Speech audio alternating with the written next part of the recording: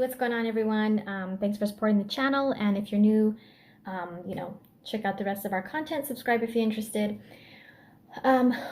We have some more Snyder Cut images. This time, a new look at Darkseid, kind of a more complete image, I guess you could say, compared to the other one we got of Gal Gadot in the studio doing some voiceover. In that image, he was kind of just like the very flat gray CGI look. This new image is more complete, and we also see the history lesson battle scene that he was originally supposed to be in instead of Steppenwolf. So we get to look at him in his armor. We have some more detailing on him as just a character in general.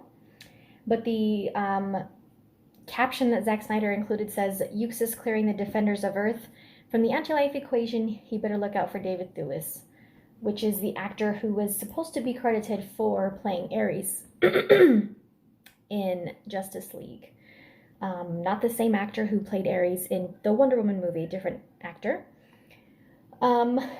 So there it is, another look at Darkseid, or young Darkseid known as Euxis. So, like I said, a better, more detailed, more complete look at him. Ray Porter, who was cast to play Darkseid, actually shared this image as well on his Twitter account. And someone asked him in the comment section, "You still need to record some lines, Ray." He said, "As far as I know, all done." So he hasn't really been able to answer fans' questions up until now, and I don't really know how far into detail he would actually be able to go. But the last time that Zack Snyder shared the other image I was talking about, Ray Porter had said, "Wow, this is really cool. I hadn't seen this before." And people were asking him a bunch of questions in the comment section, and he was, he kept answering with, I hope I could tell you someday," or, "I wish I could say more." Responses along those lines. And that was interesting to me, which I had mentioned in another video, because most of the other cast members, crew members, etc., have recently been extremely vocal about things, and so for him to not have been able to have the freedom to do that was interesting to me, for, considering NDAs and things like that, which the other cast members, theirs have obviously been expired for some time, which is probably why they've been able to be so vocal about it. And he wasn't the last time that Zack shared an image, but this time he was able to say a little bit, which was kind of a big tell in and of itself, in my opinion. So, as always, when Zack shares something from his movie, Zack Snyder's Justice League, as he has referred to it, there's always some interaction between him and the fans that ask him questions on Vero. So I just want to share some of those. Here's several. The Culture Nerd. Oh, I didn't even notice that was them. I follow you guys on Instagram. I'm guessing Ares wasn't the biggest fan of the New Gods. Zack says not so much. Is the history lesson as long as the Man of Steel Krypton scene, 17 minutes, or was it a little shorter, if it's possible to answer? Zack says that it's a good chunk, which from the trailers I imagined it would be. I mean, it just seems like it would be a pretty long scene. Like, the extent, the scale of it seems like it would take up more than, like, a minute and a half or however long it was in the movie. Someone asked, do they travel with ships through the boom tube? Zack replies, "We do it the old way, ready my armada." So I'm guessing that's a yes. When Flash says, "I never done battle, I just push people and run away," is that from your cut? This is my favorite one. Zack says, WTF, basically. So it's always funny to me the way Zack responds when people ask him about something that was obviously redone for the theatrical version, because he hasn't seen it and most likely never will. So his responses are just funny because it makes it even more obvious how much they changed for no reason. And he always just has these funny, blunt responses to stuff like that. Someone also said, where is that one? Where did it go?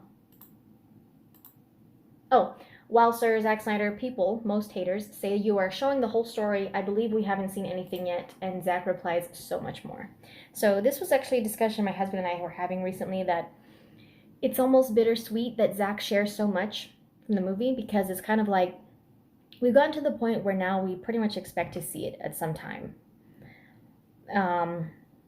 At least a lot more hopeful than we were in the past. I think most people feel that way recently. So the fact that Zack does share a lot of completed stuff, or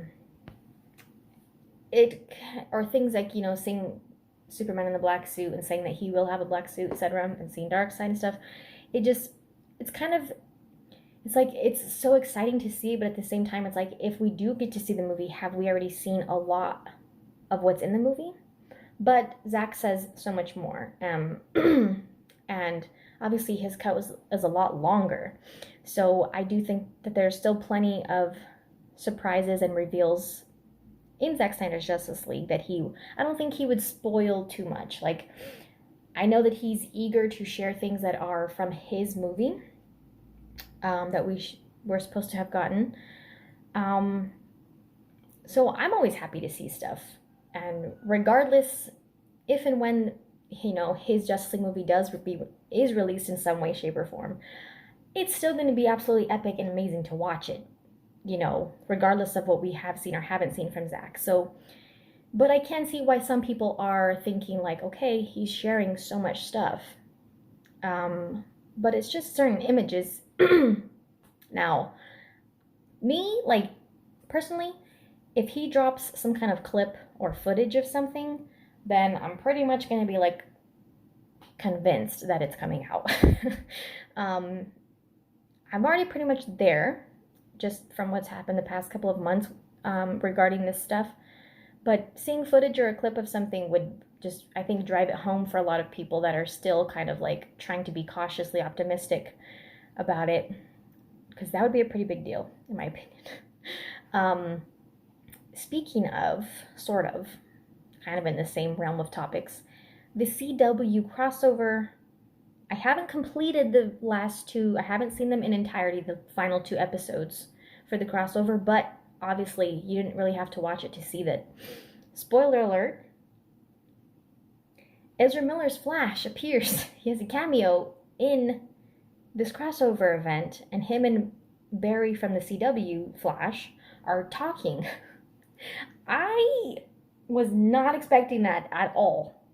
I don't think anybody was. I don't think anyone, of all the people to have in the crossover, I don't think anyone expected anyone from the movie universe. We did have a quick look at the Titans and stuff like that from the DC Universe streaming service, Titans, but I didn't expect anyone from the movie universe, which suggests that it's possible that the multiverse exists in the movie universe, which I think is a good idea. Kind of gives them more freedom to, like, play around more and have different, if they had a plot line in some movie where they see other versions of themselves. So I just think it would give them creative freedom if the multiverse exists.